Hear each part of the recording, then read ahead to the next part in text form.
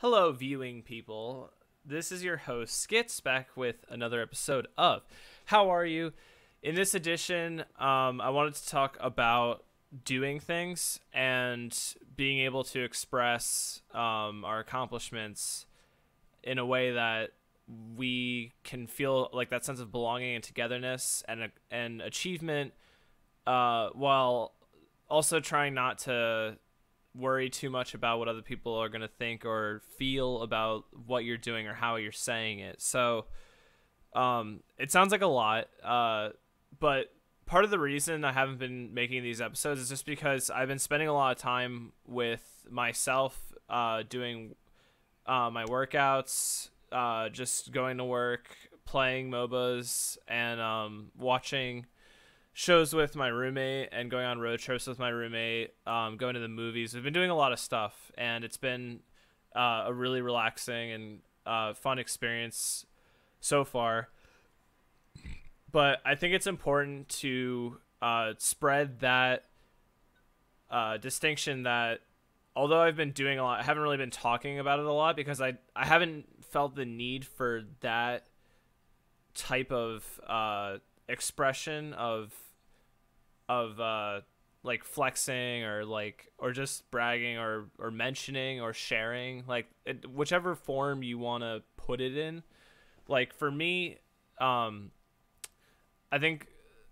from what I see, a lot of people have this idea that if you're talking about fun things that you've done or good self-improvement work that you've been doing, to share it, some people might view that as bragging, or they might become jealous, and then you think that they think you're bragging about it, but really they just might either, well, I'm not going to try to speak for other people and say that they need like to work on themselves or anything like that, but it does happen sometimes. And that's why I think these types of conversations are important, because we all want to feel like we belong, and we all want to be understood. So those two things are like super interrelated, especially with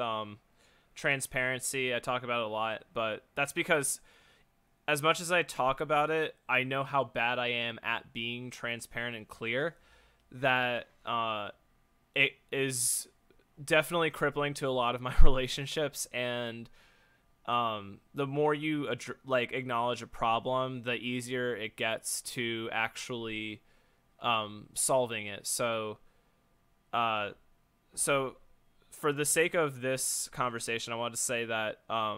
when I lost my ability to run, I honestly thought that there was no other forms of exercise that were going to satisfy my needs or desires to blow off energy and steam. So when I lost the ability to run consistently and for great distances, it wasn't until like last month or a couple months ago that I started like just doing a really small light workout routine where I just do like 50 to 75 negative sit-ups, about 20 pull-ups, and 40 to 60 push-ups every single day. But that sounds like it, depending on who you are, that's either a lot or a little. To me, it's a little, but getting myself to do that was a lot harder than just saying I'm going to do it and like telling people I'm going to do it and then just not doing it.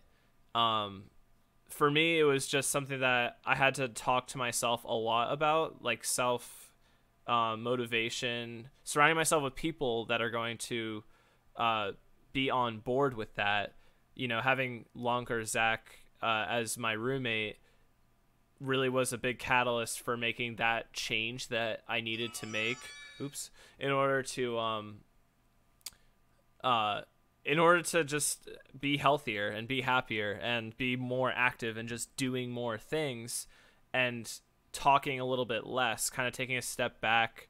from that, not so much boasting, but just sharing. Like if we wanted to boil it down to like what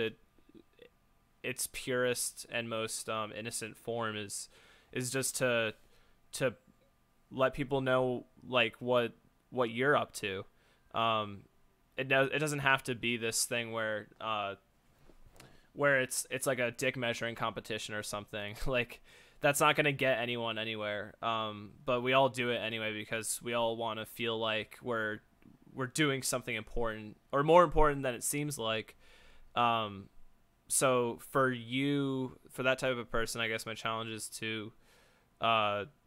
focus a little bit more on doing and a little bit less on sharing, but don't forget to share, because if you don't, you might get like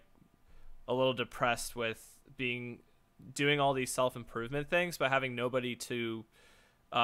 connect with on that, which is like kind of where speedrunning comes in, right? Because speedrunning is about like there are like the bragging and shit talking aspects of it, but you can tell the difference between the people that do and the people that say that they're going to do and then don't. There are definitely more people that say they're going to do these massive goal, like smashing records and that type of stuff, and then like 9 times out of 10 it doesn't end up happening, because it's way easier. It's just really easy and convenient to say that you're going to be able to do something, and if you're not actually going to put the work in, then it's just kind of like fluff for the ears. It's just like it's something pretty and beautiful that it's like a fairy tale, but it's kind of more sad, or it's rather it's sadder that that deep down that if you already know the person, then you can already predict just how much weight their words hold. So that's something that I've been more conscious about, and that's why I've been a little bit less active in May with streaming and speedrunning and posting on social media, because I've just been happier, because I've just been doing more, but still, talking to my friends, not completely being a hermit, but finding that balance, so that with an emphasis on doing things, because the more you do, the more you're going to get back from it, even though it takes more effort and it's more difficult to accomplish, like those small goals I've been talking about with exercise, or just playing games with your friends, or going to work, or going on a road trip just for the fuck of it, like that's what I'm trying to say is been successful for my like mental health and physical well-being. So I hope this episode sparks a little bit of discussion about